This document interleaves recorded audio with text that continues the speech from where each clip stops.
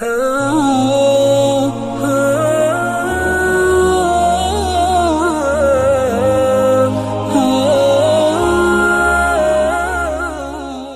کے نیچے سبسکرائب کے بٹن پہ کلک کریں، بیل کے آئیکن پہ کلک کیجئے تاکہ ہر نئی ویڈیو کی نوٹیفیکیشن آپ کو ملے۔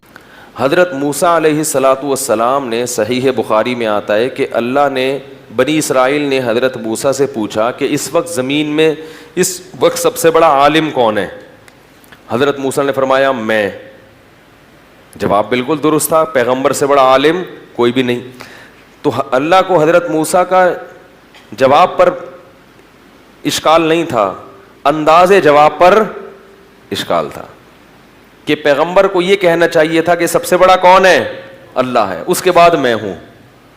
تو اللہ تعالیٰ نے حضرت موسیٰ علیہ انبیاء کی جو معمولی سی لغزشیں بھی وہ قابل گرفت ہوتی ہیں، ذرا سی بھی الفاظ میں بھی بے احتیاطی ہو جائے نا تو وہ بھی قابل گرفت ہوتی ہے، لیکن یہ انبیاء کے ساتھ ہے، ہر آدمی کو اس پہ قیاس نہیں کرنا چاہیے۔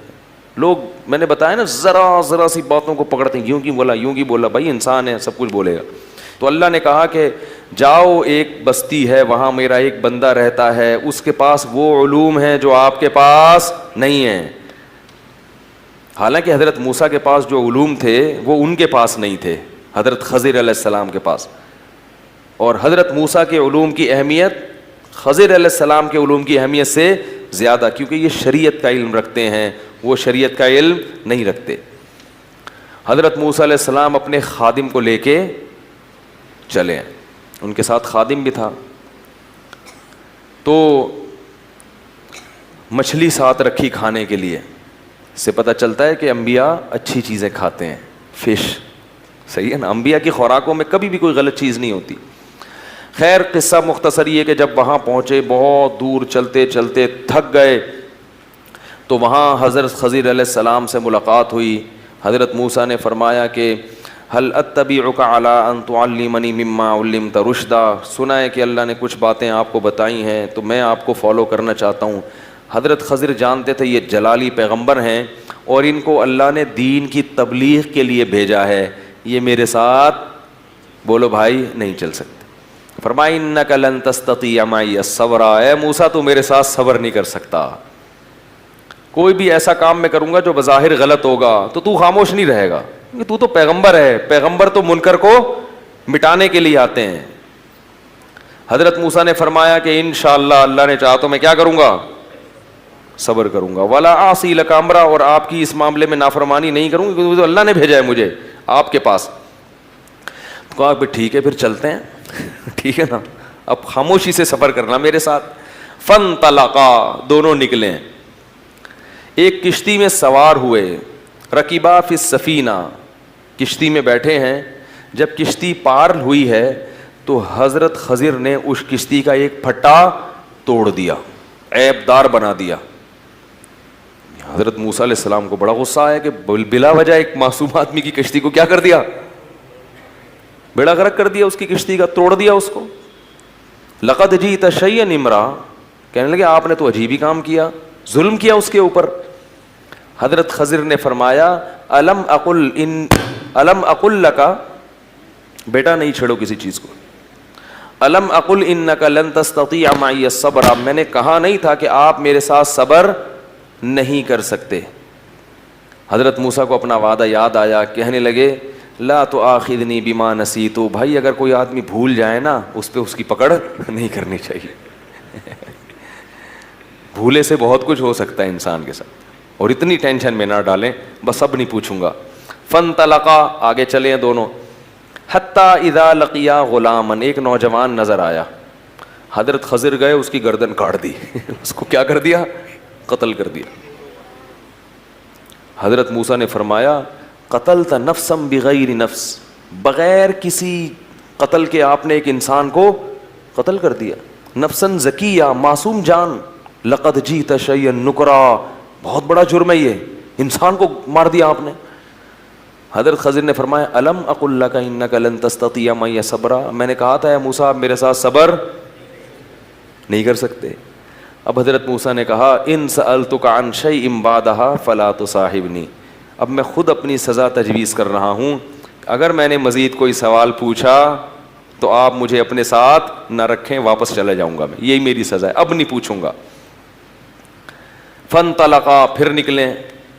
حتی اذا اتیا اہل قریۃ استطعما اہلہا, ایک بستی میں گئے, وہاں بستی مسافر تھے تو بستی والوں سے کہا کہ بھئی ہم مسافر ہیں, تھوڑا ہمارے لیے کوئی کھانے پینے کا انتظام کیا جائے, مجبور ہے. بستی والے ایسے نیمبو نچوڑ, مسافر پر تو سبھی کو ترس آتا ہے نا, اور پہلے زمانے کے مسافر تو بالکل بیچارے ایسے, یعنی ان کے پاس تو وہ سہولتیں نہیں ہوتی تھیں, وہ ایسے نالائق بستی والے کہ انہوں نے ان کے اکرام سے منع کر دیا, انہوں نے نہیں, یہاں کچھ نہیں ملے گا. تو حضرت خضر نے دیکھا کہ ایک بستی میں ایک دیوار تھی جو گرنے والی تھی, اس کو ریپیئرنگ کر کے صحیح کر دیا. حضرت خضر نے فرمایا کہ جو بستی, جو جس بیچاروں نے کچھ کیا نہیں تھا ان کے ساتھ تو ایسا سلوک کیا, کشتی توڑ دی, بندہ مار دیا بغیر کسی وجہ کے, اور جو نالائق تھے ان کی دیواریں صحیح ہو رہی ہیں. اگر کرنی تھی تو پیسے تو لیتے, ان سے کیا لیتے, پیسے لے کے کر لیتے یہ کام. ایسے نالائقوں کے ساتھ احسان کیا آپ نے. حضرت خضر نے فرمایا ھذا فراق بینی و بینک, اے موسیٰ میرے اور تیرے درمیان جدا, بس اب ہم دونوں ساتھ نہیں چل سکتے. رسول اللہ صلی اللہ علیہ وسلم نے جب یہ حدیث بیان کی تو آپ نے فرمایا کہ رحم اللہ موسیٰ, اللہ موسیٰ پہ رحم کرے, اگر کچھ دیر خاموش رہ جاتے تو اور پتہ نہیں کتنی چیزیں ہمارے سامنے آ جاتی. تو پھر حضرت خضر نے فرمایا کہ اب میں تمہیں بتاتا ہوں میں نے ایسا کیوں کیا. فرمایا کہ کشتی جو تھی آگے ایک ظالم بادشاہ تھا, وہ ظالم بادشاہ عیب دار کشتی کو تو چھوڑ دیتا تھا, جو کشتی صحیح سالم ہوتی اس کو غصب کر لیتا تھا. تو میں نے اس کی کشتی کا پھٹا توڑ کے اس کو عیب دار بنا دیا تاکہ اس کی کشتی محفوظ ہو جائے. اور یہ جو نوجوان بچہ تھا, اس بچے کے بارے میں میرے رب نے مجھے بتایا کہ یہ بڑا ہو کر اپنے ماں باپ کا نافرمان بنے گا, اس کے والدین نیک لوگ ہیں, تو اللہ نے چاہا کہ اس کو مار دیں اور اس کے بدلے ان کو دوسری اولاد دیں جو اب بڑے ہو کر اپنے والدین کی آنکھوں کی ٹھنڈک بنے گی. یہ نافرمان ہوتا, جہنم میں جاتا اور والدین کو بھی ستاتا دنیا میں. اور تیسرا جو مسئلہ تھا, وہ جو دیوار تھی وہ یتیم بچوں کا خزانہ اس کے نیچے دفن تھا. اگر وہ دیوار گر جاتی تو یہ نالائق لوگ وہ سارا خزانہ نکال کے بانٹ لیتے اور وہ بچے محروم ہو جاتے. تو اور وہ بچے ایک نیک والد کے بچے تھے, وَكَانَ أَبُوهُمَا صَالِحًا, ان بچوں کا ابا نیک آدمی تھا. تو اللہ نے چاہا کہ باپ دنیا میں موجود نہیں ہے, ان بچوں کی کہ مال کی حفاظت رہے, تو اللہ نے مجھے حکم دیا کہ اس دیوار کو سیدھا کر دو تاکہ بچے جب جوان ہو جائیں گے تو یہ خزانہ یہاں سے نکال لیں گے. اور کہا کہ ان میں کوئی بھی کام میں نے اپنی مرضی سے نہیں کیا, یہ سب کس کے حکم سے کیا ہے, اللہ کے حکم سے. اس سے ہمیں چند اسباق ملتے ہیں. ایک تو یہ حضرت موسیٰ علیہ السلام کی نہی عن المنکر کا جذبہ, کیونکہ پیغمبر تھے نا, پیغمبر کس کام کے لیے آتے ہیں, برائی کو روکنے کے لیے. تو جو چیز نظر آئی نا ظاہراً برائی ہے اس پہ خاموش نہیں ہوئی, یہ فضیلت ہے موسیٰ علیہ السلام کی. دوسری بات ہمیں یہ پتہ چلتی ہے کہ اللہ اپنے غیب کے پردوں سے کیسے کیسے دنیا میں کام بنا رہے ہوتے ہیں. ہم سمجھ رہے ہوتے ہیں غلط ہو رہا ہے, لیکن حقیقت میں صحیح ہو رہا ہوتا ہے. اب دیکھو ان بچوں کا باپ نیک آدمی تھا, اللہ نے خضر علیہ السلام کو بھیجا کہ ابا چونکہ نیک تھا, انتقال ہو گیا ہے, تو ان کے بچوں کی پراپرٹی محفوظ رہنی چاہیے, خزانہ محفوظ رہنا چاہیے. تو خضر علیہ السلام کو جا کے بھیجا کہ دیوار کو سیدھا کر کے آؤ. سے پتہ چلتا ہے کہ نیک باپ کی اولاد کا بھی اللہ تعالیٰ خیال رکھتے ہیں. اس باپ کی وجہ سے آپ اگر نیک زندگی گزارو گے تو اس کی برکتیں آپ کی اولاد گریبی میں اٹھائے گی. قرآن نے یہ کیوں کہا کہ ان کے ابا نیک تھے؟ صرف یتیم ہونا کافی نہیں تھا, ابا کا نیک ہونا, اس لیے ان کی حفاظت کی گئی ہے ان کے خزانے کی. البتہ یہ ضرور رکھیں کہ اس سے لوگ نا کچھ غلط بھی استدلال کرتے ہیں, کہتے ہیں اچھا اس کا مطلب ہے دنیا میں کچھ اس قسم کے لوگ ہوتے ہیں جن کو اللہ نے ایسے اختیارات دیے ہوئے ہیں کہ وہ کسی کو مار بھی دیتے ہیں, زندہ بھی کر دیتے ہیں, اور یوں بھی دیوار بھی سیدھی کر دیتے ہیں, یہ بھی کر دیتے ہیں. تو میں نے فلانی جگہ دیکھے ایک بزرگ وہ یہ کر رہے تھے. تو یاد رکھو اللہ نے اختیارات کسی کو بھی کسی قسم کے بولو بھائی نہیں دیے ہیں. حضرت خضر کے پاس کوئی اختیارات نہیں تھے, ان کو اللہ نے الہام کیا. اگر پیغمبر تھے تو وحی کی, ولی تھے تو الہام کیا, اور الہام اتنا مضبوط کہ وہ یقین کی کی معنی میں ہوتا ہے.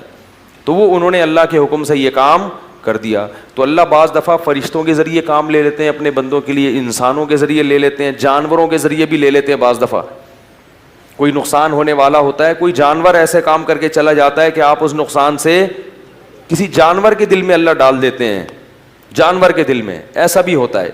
تو ہمیں اس سے مطلب نہیں ہے کہ کون کام کر رہا ہے, ہمیں اس سے مطلب ہے کہ کام کرنے والا کون ہے, اللہ ہے, اور وہ نیک لوگوں کی مدد غیب سے بولو بھائی کرتا ہے. اس واقعے میں ہمیں یہ سبق ملتا ہے